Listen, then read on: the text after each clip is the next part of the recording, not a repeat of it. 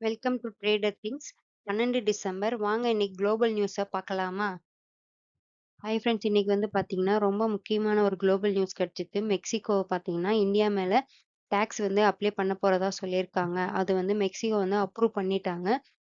எவ்வளோ high import டேக்ஸாக சொல்லியிருக்காங்க. 50% வந்து டேக்ஸ் வந்து இந்தியா மேல வந்து அப்ளை பண்ண போறதா சொல்லியிருக்காங்க. அதாவது எந்தெந்த கண்ட்ரி வந்து வித்தவுட் ட்ரேட் டீல்ல இருக்குதோ அந்த கண்ட்ரிக்கு எல்லாத்துக்குமேவும் for example India, South Korea, China, Thailand, Indonesia இந்த இத்தனை நாடுகளுக்குமே வந்து ஹை இம்போர்ட் டாக்ஸ் வந்து அப்ளை பண்ண போறதா சொல்லியிருக்காங்க.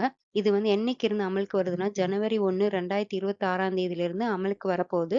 ஸோ இந்த டாக்ஸ் வந்து அப்ளை பண்றதுனால எந்தெந்த ப்ராடக்ட் எல்லாமே வந்து ரொம்ப வந்து பாதிப்படைய போகுதுன்னா, கார்ஸோட company, auto parts company, textile company, steel electronics company இந்த கம்பெனி எல்லாமே வந்து மேபி அடிவாங்க வாய்ப்பு இருக்குன்னு சொல்லியிருக்காங்க. ஸோ ஹை டாக்ஸ் வந்து அப்ளை பண்றதுனால, நம்ம வந்து இந்தியாவும், மெக்சிகோவுக்கும் ஆண்டுக்கு வந்து சுமார் $1 பில்லியன் பார்த்தீங்கன்னா, மதிப்பிலான வந்து கார்கள், ஆட்டோ பாகங்கள் எல்லாமே வந்து நம்ம அதாவது இம்போர்ட் பண்ணிட்டு இருக்கோம். ஸோ அதனால வந்து இப்போது வந்து 20% இருந்த வரி வந்து 50% வரியாக உயர்த்துவதால் பார்த்தோம்னா, இந்திய கார் எல்லாமே வந்து விலை வந்து அ அதிகமாகும். ஸோ அதனால பார்த்தீங்கன்னா, நம்மளோட இந்தியனுடைய காரோடையது வந்து டிமாண்ட் வந்து ரொம்ப ரெட்யூஸ் ஆகும்னு சொல்லியிருக்காங்க.